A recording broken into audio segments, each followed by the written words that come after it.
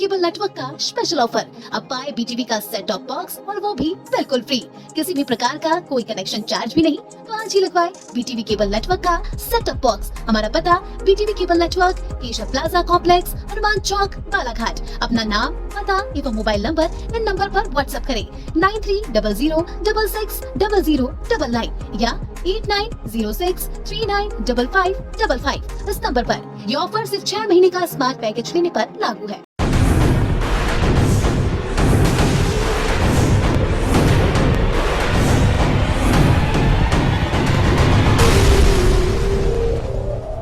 जिले में डाक मतपत्र को लेकर सामने आई जानकारी के बाद जिले में मची राजनीतिक हलचल के बीच 23 नवंबर को जिला निर्वाचन अधिकारी की अध्यक्षता में जिला निर्वाचन अधिकारी डॉक्टर गिरीश कुमार मिश्रा की अध्यक्षता में स्टैंडिंग कमेटी की बैठक का आयोजन कर कलेक्ट्रेट सभागृह में किया गया।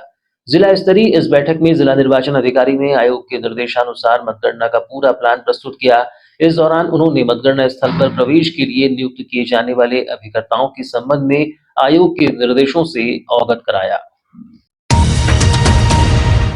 हालांकि बैठक के दौरान कांग्रेस द्वारा पुनः डाक पत्र की वितरण और शासकीय कर्मचारियों के मतदान से वंचित होने को लेकर जिला निर्वाचन अधिकारी से सवाल किए, लेकिन इस दौरान जिला निर्वाचन अधिकारी ने स्पष्ट किया है कि डाक मत को लेकर अब कुछ नहीं किया जा सकता। बता दें कि कांग्रेस के द्वारा यह आरोप लगाया गया है कि बालाघाट जिले में डाक मत के वितरण में भारी लापरवाही बरती गई है, जिसमें सरकारी कर्मचारियों को काफ़ी संख्या में डाक मत पत्र ही नहीं दिए गए हैं, जिसके चलते हजारों की संख्या में कर्मचारियों के द्वारा मतदान नहीं किया जा सका है। इस दौरान कांग्रेस प्रत्याशी अनुभव मंजारे और जिला कांग्रेस कमेटी कार्यकारी अध्यक्ष राजा सोनी ने संख्यावार कर्मचारियों की जानकारी जिला निर्वाचन अधिकारी को दी गई, लेकिन इस दौरान जिला निर्वाचन अधिकारी ने स्पष्ट कर दिया कि अब डाक मतपत्र को लेकर किसी भी प्रकार की कोई पहल नहीं की जा सकती।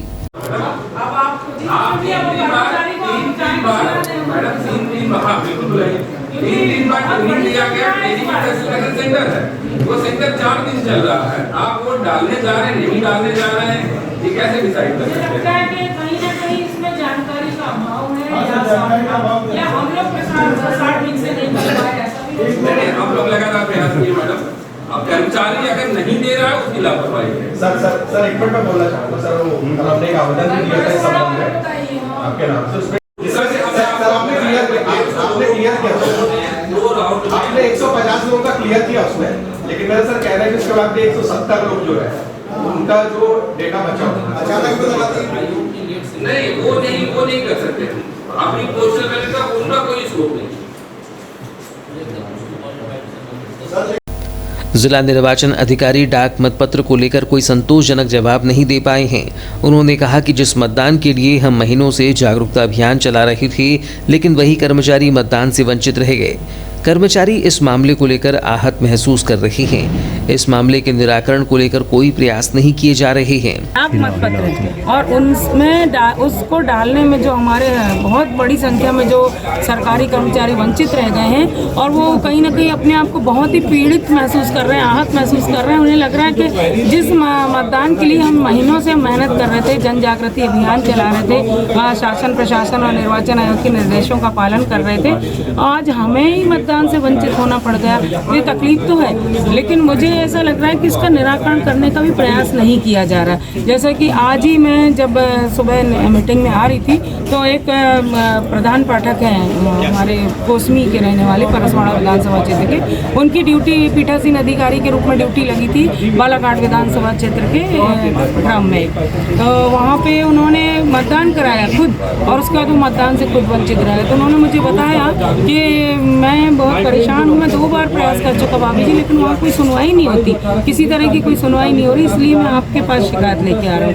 तो इस तरह की लगातार शिकायतें तो हैं और इससे ये बच नहीं सकते प्रशासनिक अमला, क्योंकि जिला निर्वाचन अधिकारी की जिम्मेदारी बहुत बड़ी जिम्मेदारी होती है। आप पूरे इलेक्शन करवा रहे हैं, पूरे जिले का चुनाव करवा रहे हैं, आप 6 विधानसभा क्षेत्र के प्रमुख हैं आप, और उसके बाद अगर ऐसी स्थिति आ रही तो जिम्मेदारी तो उन्हें लेना पड़ेगी, और अगर नहीं ले रहे हैं तो ये कहना तो बात गलत है कि नए निर्देश आए उसके कारण बहुत कर्मचारियों को पता नहीं चल पाया। तो हमने जो ट्रेनिंग दी, जो हमने बताया मतलब प्रशासन की तरफ से, जिला निर्वाचन की तरफ से, तो वो फिर क्यों नहीं समझ पाए? आखिर क्या कारण होगा?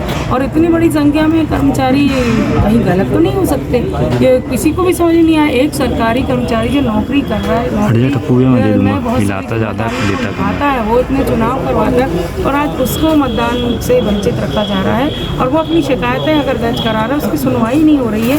तो मैं तो समझती हूँ कि मैंने कल भी कहा था आप लोगों के मीडिया के माध्यम से कि लोकतंत्र के लिए वो दुखद है, तकलीफ दे है, पीड़ाजनक है। डाक मतपत्र को लेकर अधिकारी कर्मचारी ही भ्रमित रहे, नाकाम रहे। निर्वाचन विभाग द्वारा अपने प्रयास किए गए, लेकिन कर्मचारी भी इसे समझने में नाकाम रहे। आज वो बातें सभी बहुत से लोगों ने उठाई, कहीं ना कहीं जो कलेक्टर साहब का उसमें जवाब है, उसमें उन्होंने जो बताया, कहीं ना कहीं अधिकारी ही भ्रमित रहा। मुझे ऐसा लगता है कि कहीं ना कहीं वो समझ नहीं पाया या कहीं ना कहीं एरर रह गया। और जो व्यवस्था इस बार बनाई गई अलग व्यवस्था थी, तो उस व्यवस्था को अधिकारी जो कर्मचारी वो समझ नहीं पाया, मुझे ऐसा लगता है। मतलब मानते हैं कि प्रचार प्रसार में गलती हुई है? प्रचार प्रसार की कमी नहीं है, क्योंकि प्रचार प्रसार में जहाँ तक मुझे लग रहा है कि 4-4 बार 5-5 बार जो उन्होंने बताया कलेक्टर साहब ने कि हमने इसकी मीटिंग से लिए अलग अलग हमने इसका वो लगा है, तो उसमें कहीं ना कहीं एरर उनका एरर नहीं है, जो समझने, जो कर्मचारी नहीं समझ पाया। मैं समझता हूँ कि कहीं ना कहीं कर्मचारी समझने में नाकाम रहा, और उसमें अपन किसी पे आरोप नहीं लगा सकते, कोई ना कोई आरोप है वो है उसको कि जो कर्मचारी नहीं दे पाया। जैसे जो आज आ रहे हैं, तो इसके पहले 17 के पहले भी आ सकते थे, उन्हें ऐसा लगता था कि रात तक पोलिंग होगी, वो कहीं ना कहीं समझने में। जिला निर्वाचन अधिकारी डॉक्टर गिरीश कुमार मिश्रा ने डाक मतपत्र को लेकर उठ रहे सवालों पर प्रतिक्रिया देते हुए बताया कि डाक मतपत्र को लेकर आयोग द्वारा नई नीतियां बनाई गई थीं, जिसको लेकर समय समय पर निर्देश आते रहे। हम लोगों ने सभी 3 कर्मचारियों की ट्रेनिंग कराई है और आयोग के निर्देश के अनुसार फॉर्म भी दिए हैं। जिला निर्वाचन अधिकारी ने बताया कि बीते विधानसभा और लोकसभा चुनाव को देखा जाए तो इस बार डाक मतपत्र के आंकड़ों में हमारा अच्छा प्रयास रहा है। पोस्टल बैलेट को लेकर के चूंकि व्यवस्था इस बार आयोग की नई थी, बहुत सारे निर्देश समय समय पर आते रहे। हम लोगों ने 3 बार ट्रेनिंग कराई, तीनों बार जो भी कर्मचारी थे सभी को फॉर्म 12 दिया गया। 12D हम लोग जिन लोग को गांव घर पे वोट करना तो उनको 12D दिया गया। अगर हम अपना पिछला विधानसभा, पिछला लोकसभा या उसकी पिछले विधानसभा में देखें कि हमारे पोस्टल बैलेट कितने कास्ट हुए थे, तो निश्चित तौर पर उससे साइजेबल इंक्रीज इस बार हम लोग दे पाए हैं। 13,000 के आसपास पोस्टल बैलेट कास्ट हुए हैं, जबकि पिछली लोकसभा, पिछली विधानसभा में 6 से 7 हज़ार का नंबर था, एक बार 9,000 का नंबर था। तो निश्चित तौर पे हम लोगों ने काफ़ी प्रयास किए हैं। हम लोगों ने सभी एजेंसीज़ को अप्रोच किया था कि आपके कौन से कर्मचारी उस दिन मतदान दल में ट्रेनिंग ले रहे हैं। ट्रेनिंग वालों को जो था वो फैसिलिटेशन सेंटर पे था। जो हमारा मतदान दिन था उसके 1 दिन पहले तक का उनको सुविधाएं दी गई थी। साथ ही साथ जिन लोगों को निर्वाचन के दिन ड्यूटी लगनी थी, उनको सभी विभागों से हम लोग या इसेंशियल सर्विस वाले जो विभाग थे उनसे मांगा गया था कौन कौन से कर्मचारी हैं जो आपका ड्यूटी रखेंगे, उनको हम लोगों ने पोस्टल बैलेट दिया। तो अगर हम पिछला कंपेयर करें तो निश्चित तौर पे हम लोग काफ़ी कंफर्टेबल स्थिति में हैं।